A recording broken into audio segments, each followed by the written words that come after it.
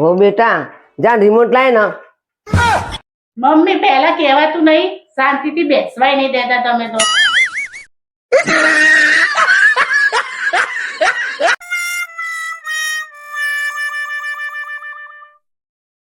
हमसे का भूल हुई. એક વાર સબૂત તો મળવા દો, એટલી જ રાહ જોઈ રહી છું. દોસ્તો,